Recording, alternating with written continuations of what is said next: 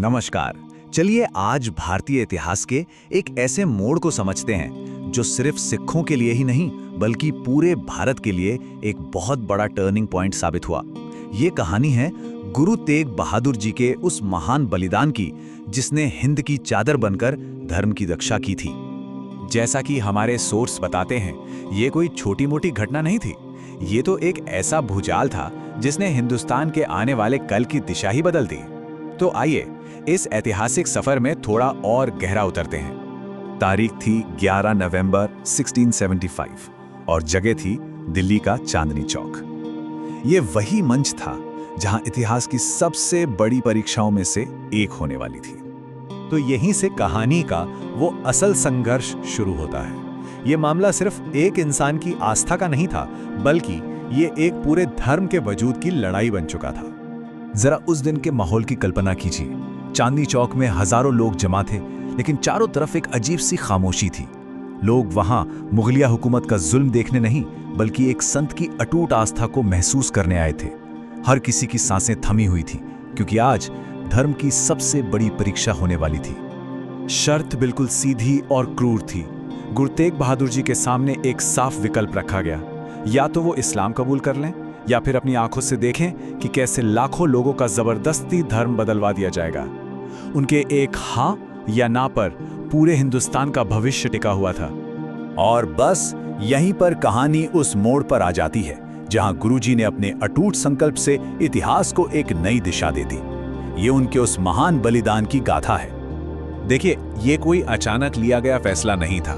गुरुजी के हौसले को तोड़ने के लिए उन्हें 3 महीने तक बहुत कठोर यातनाएं दी गईं। ये एक सोचा समझा दबाव था जिसका मकसद था उनकी आत्मा को तोड़ देना। और इस मानसिक पीड़ा को और बढ़ाने के लिए उनके 3 सबसे करीबी और प्यारे साथियों, भाई दयाला जी, भाई मतीदास और भाई सतीदास को उनकी आंखों के ठीक सामने बड़ी बेरहमी से शहीद कर दिया गया। सोचिए जरा उस पीड़ा के बारे में। लेकिन इतना सब कुछ सहने के बाद भी गुरुजी एक चट्टान की तरह अपनी आस्था पर टिके रहे। उन्होंने अपने सिद्धांतों से जरा भी समझौता करने से साफ इनकार कर दिया। और फिर वो पल आया, जैसा कि सोर्स में बहुत ही काव्यात्मक ढंग से लिखा है। जल्लाद की तलवार चली और वो दिव्य प्रकाश अपने मूल स्रोत में विलीन हो गया। ये शहादत इस गहरे आध्यात्मिक सच को दिखाती है जहां शरीर तो खत्म हो जाता है पर आत्मा हमेशा अमर रहती है। पर कहानी यहां खत्म नहीं होती। असल में ये तो एक नई सुबह की शुरुआत थी।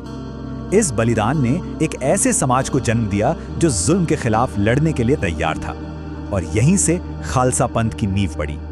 तो गुरु गोबिंद सिंह जी ने इस बलिदान से मिली चिंगारी को एक आग में बदल दिया। एक ऐसा समाज जो पहले दबा कुचला और असहाय महसूस करता था, वो अब मानसिक रूप से इतना तैयार हो चुका था कि बस उसे अपने सम्मान की रक्षा के लिए तलवार उठाने की देर थी। देखिए, खालसा की स्थापना कोई एक दिन की घटना नहीं थी। इसकी नींव तो गुरु नानक देव जी ने 15वीं सदी में ही रख दी थी, जब उन्होंने बराबरी और सेवा का संदेश दिया। गुरु गोबिंद सिंह जी ने 1675 के बाद उसी नींव पर एक मजबूत योद्धा समुदाय खड़ा कर दिया। खालसा पंथ का मकसद एकदम साफ था, कमजोर और दबे हुए लोगों में आत्मविश्वास जगाना, उन्हें सम्मान से जीना सिखाना और असहायों की रक्षा के लिए एक ऐसा विधान बनाना जो हमेशा न्याय के साथ खड़ा हो।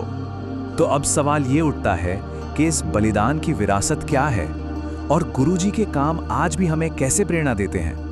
और इसलिए गुरु तेग बहादुर जी को हिंद की चादर की उपाधि मिली।